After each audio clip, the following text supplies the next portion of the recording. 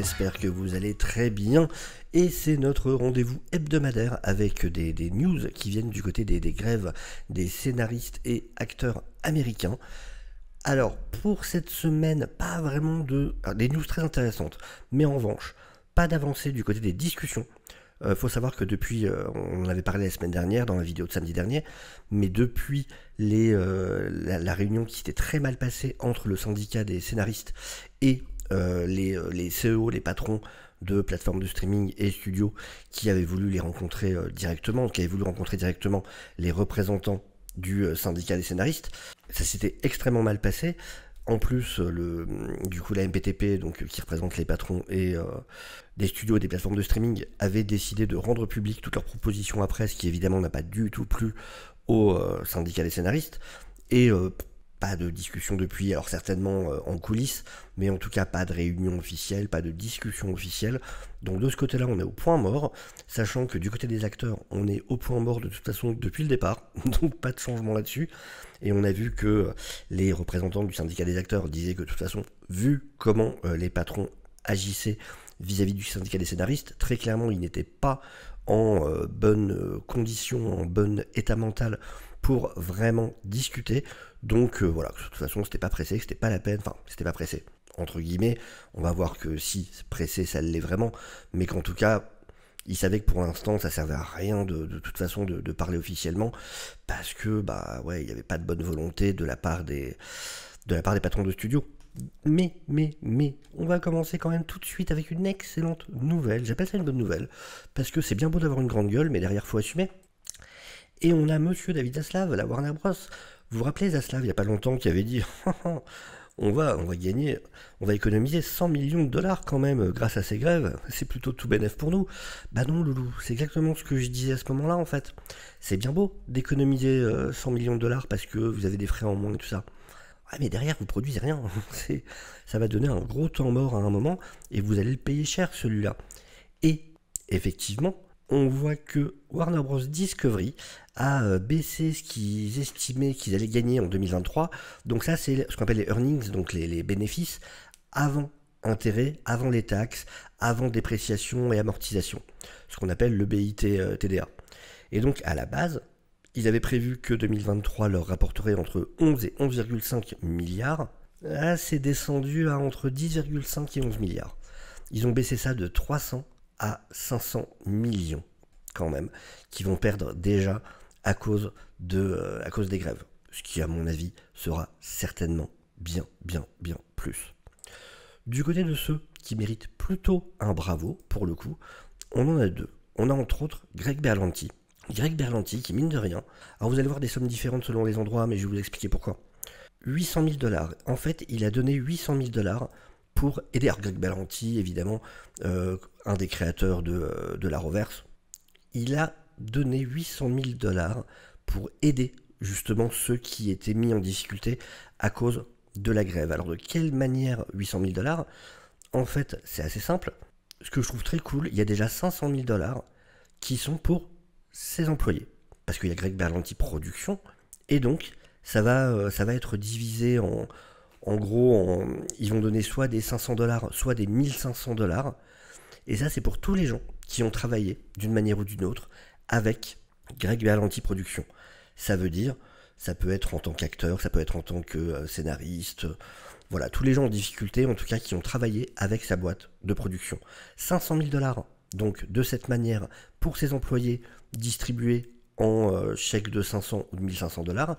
Mais en plus de ça, il a aussi donné 2 fois 150 000 dollars.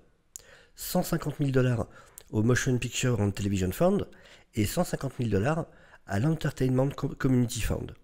En gros, deux structures qui aident justement ceux qui sont mis en difficulté par la grève. Donc c'est plutôt un geste très classe de sa part, en espérant que voilà, beaucoup d'autres suivront. On sait qu'il y avait déjà eu d'autres avant, comme Dwayne Johnson, comme beaucoup d'autres. Mais c'est bien, c'est ça qui va faire qu'ils vont réussir à tenir, parce que on va le voir, hein, il y a vraiment des grosses difficultés. Alors il y a tout un message qu'il a écrit, je vais pas tout vous lire, c'est pas très important ici. De toute façon, vous pouvez bien évidemment, comme chaque semaine, retrouver tous les liens des articles en description. Donc voilà, vous pouvez aller voir par vous-même s'il y a quoi que ce soit sur lequel vous voulez passer plus de temps. Deuxième personne à mettre en avant, pour le coup, c'est Ryan Murphy. Alors, au cas où le nom vous dirait rien, Ryan Murphy, c'est à lui, entre autres, qu'on doit American Horror Story, pardon. American Horror Story, par exemple. Et pas que, hein, c'était lui déjà, Nip Tuck, Glee, c'était lui aussi. Donc, il a sa boîte de production, hein, c'est Ryan Murphy Productions. American Horror Story, voilà, Scream Queens, Feud, 911, c'est lui aussi, The Politician, Hollywood, enfin voilà, il y a pas mal de programmes. C'est plutôt un producteur comment dire, qui a pas mal de succès dans son boulot. Et lui aussi, du coup, il y a un fonds de 500 000 dollars pour aider les gens, pareil, qui travaillent pour lui, donc que ce soit les acteurs, que ce soit les équipes techniques, voilà, tous ceux qui ont travaillé pour Ryan Murphy peuvent avoir accès à ce fonds de 500 000 dollars. Donc ce qui est pareil, plutôt très très très bien pour le coup. Tant mieux, il en faut plus parce que c'est vraiment pas simple. Vraiment pas simple. On voit ici, par exemple, qu'on atteint un nombre record de travailleurs d'Hollywood qui font face à des risques ou qui font face carrément au fait de se faire virer de chez eux, qui cherchent de l'aide pour pouvoir payer leur loyer avec les grèves. Et donc des acteurs, des scénaristes, des membres d'équipes techniques sont touchés et par du coup l'arrêt du travail, mais aussi la fin des aides par rapport au Covid. C'est-à-dire qu'ils avaient le droit à des aides par rapport à la période difficile qu'ils avaient vécue face au Covid, mais ces aides arrivent à terme. Et donc il n'y a plus ces protections-là en fait. Ce qui fait que c'est très compliqué pour eux. Et donc on parle de gens qui vivent dans leur voiture et dans certains cas qui retournent vivre chez leur famille. Et c'est assez terrible. On a pas mal d'exemples pendant cet article. Et on nous dit, voilà, 4 mois après le début de la grève des scénaristes, et presque 2 mois après le début de celle des acteurs, la peur des travailleurs de l'industrie de perdre leurs appartements et leurs maisons à cause de l'arrêt de travail est devenue quelque chose de très réel, qui vraiment arrive maintenant. Et évidemment, on fait référence à la citation d'un exécutif de studio qui avait dit justement que leur but, c'était d'attendre que tous ces gens-là perdent leur maison et leurs appartements, parce qu'à ce moment-là, ils accepteraient n'importe quelle condition pour retourner au travail, et donc en gros, qui seraient gagnants. C'est effectivement en train d'arriver du côté de la perte de tout ça, mais pour l'instant, en tout cas, ils tiennent le coup. Et ça, c'est plutôt une bonne nouvelle, même si ça ne doit pas être simple. On a David Bash, par exemple, qui est un acteur qui fait partie du SAG depuis 2015, qui a été crédité sur des programmes comme Curb Your Enthusiasm, ou comme la série qui a eu pas mal de succès, pour le coup, Silicon Valley, et dit voilà que il a dû recevoir une aide de la fondation d'urgence de SAG-AFTRA, et il dit la dernière année, il a vécu dans un appartement d'une pièce. C'est des appartements ce qu'on appelle à loyer contrôlé. Ça veut dire que c'est des appartements qui sont un peu moins chers aux États-Unis et dans lesquels les loyers sont fixés. On ne peut pas les augmenter tous les ans en fait. Et donc c'est à Larchmont.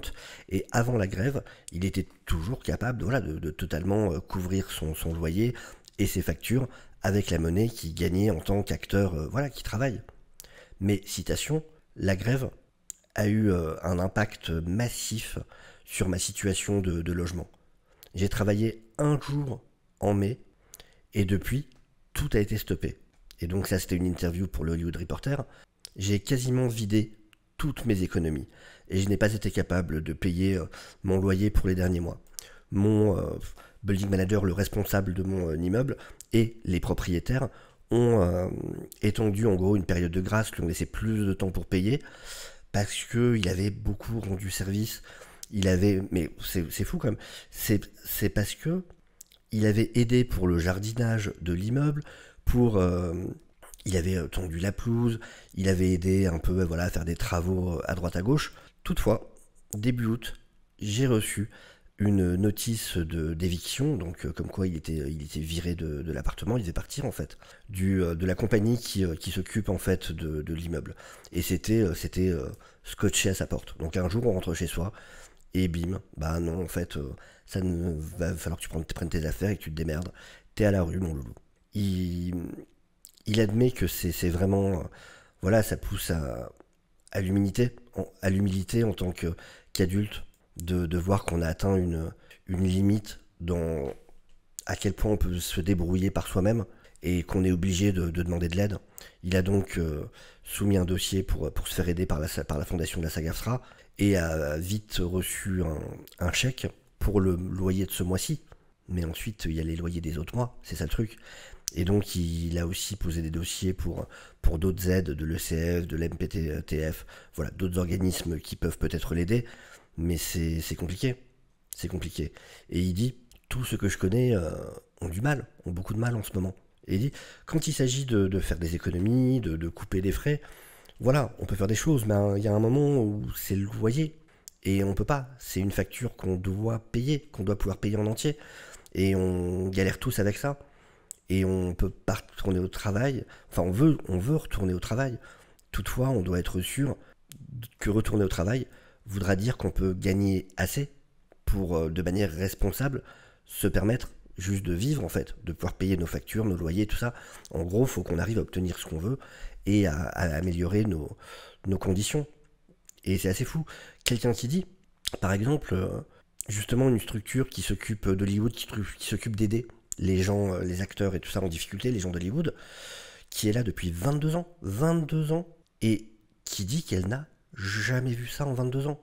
Jamais autant de monde qui avait besoin de soutien financier. Ça n'était jamais arrivé. Jamais arrivé. C'est assez incroyable.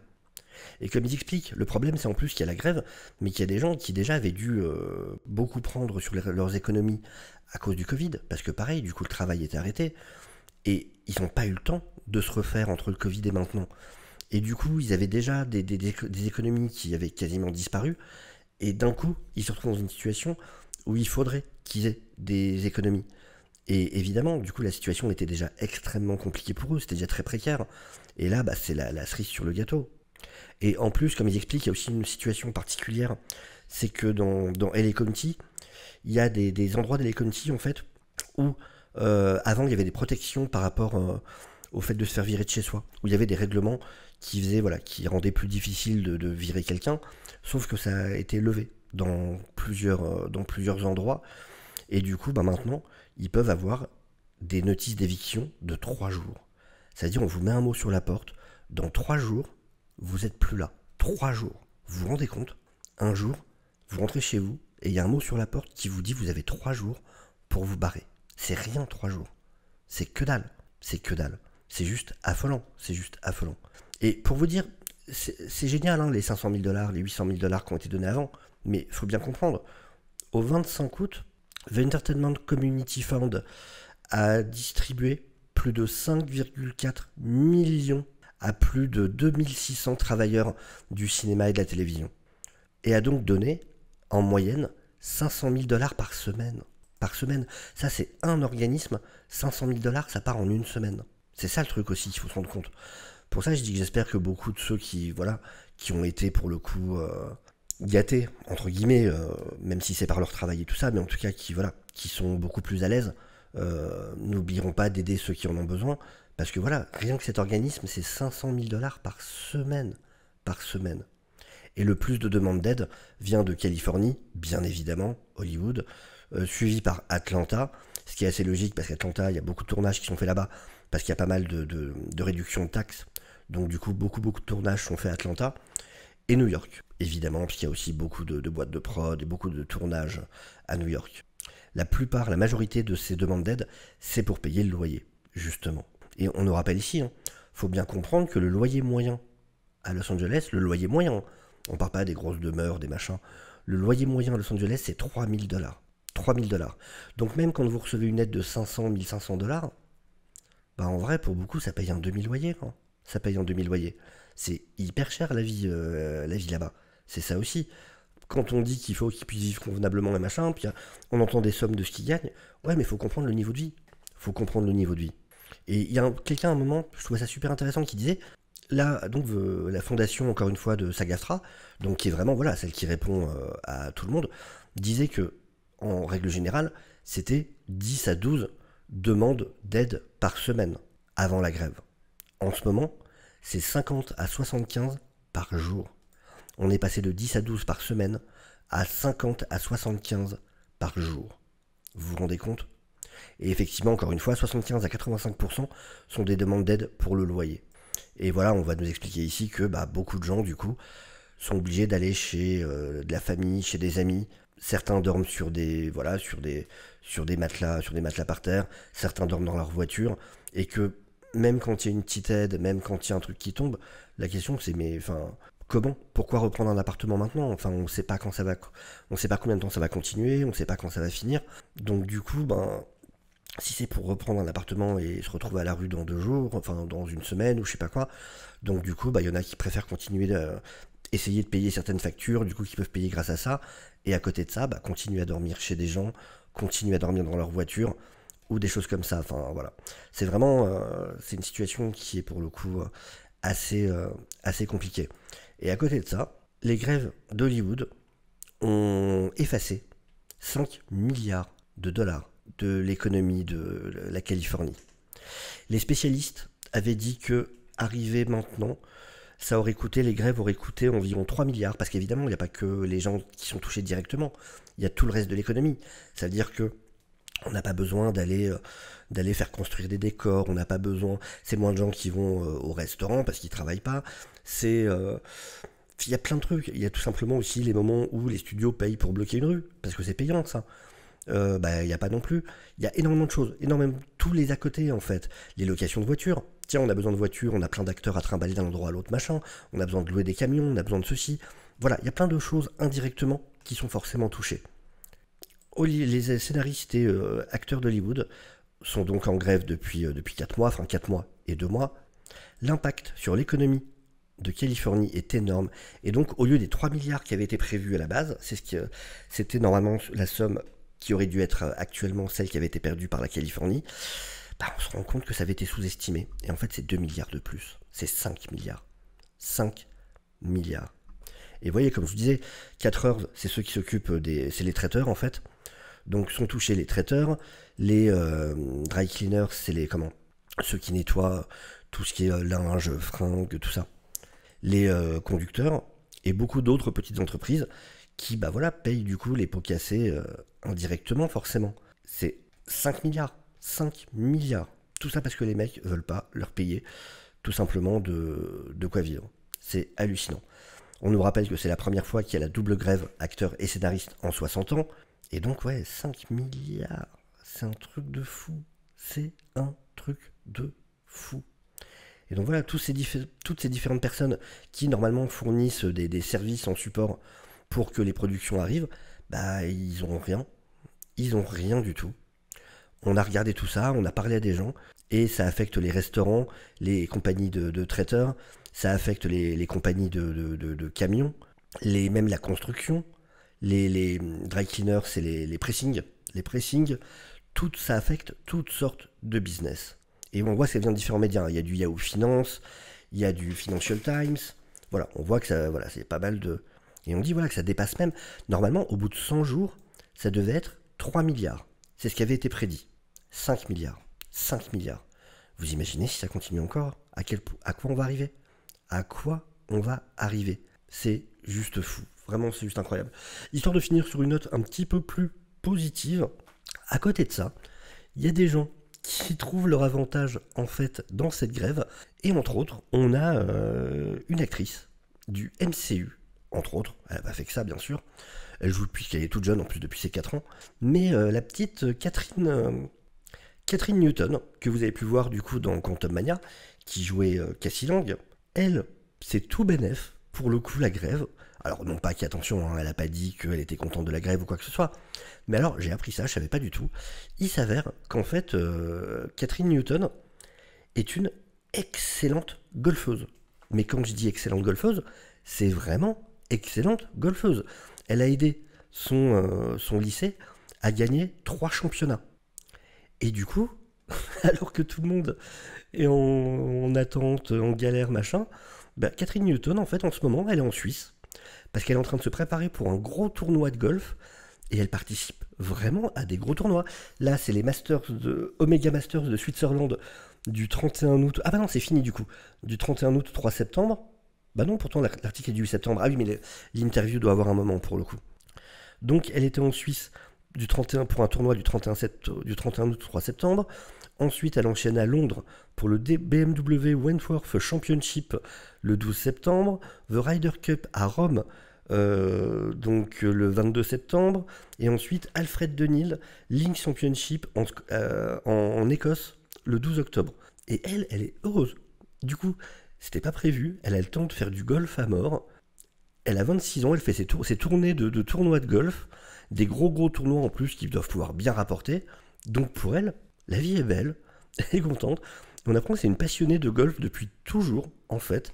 Donc voilà, il y a des gens contents au milieu de tout ça. Donc vous saurez que si un jour vous croisez Catherine Newton, n'essayez pas de la défier au golf, parce qu'il y a des grandes chances qu'elle vous défonce, en fait. Il semblerait qu'elle est vraiment très douée en plus. Donc voilà, c'était la petite note un peu plus joyeuse quand même de fin de vidéo, histoire de pas être que dans le pathos. Et puis bah voilà pour aujourd'hui, on a fait un peu le tour, c'était un peu plus léger cette semaine pour le coup. Comme je vous disais, hein, pas du tout d'avancée dans les discussions. Donc voilà. On se retrouve bien évidemment samedi prochain pour suivre ce qui se passe. On espère vraiment qu'il y aura eu des rencontres concrètes entre les différents partis. Ça serait plutôt pas mal qu'on commence à essayer de débloquer tout ça. Sur ce, je vous souhaite à tous une excellente journée. Bien évidemment, n'hésitez pas à vous abonner, ça aide énormément la chaîne. N'hésitez pas à liker la vidéo, n'hésitez pas à la partager. Je vous dis à très bientôt. Ciao, ciao.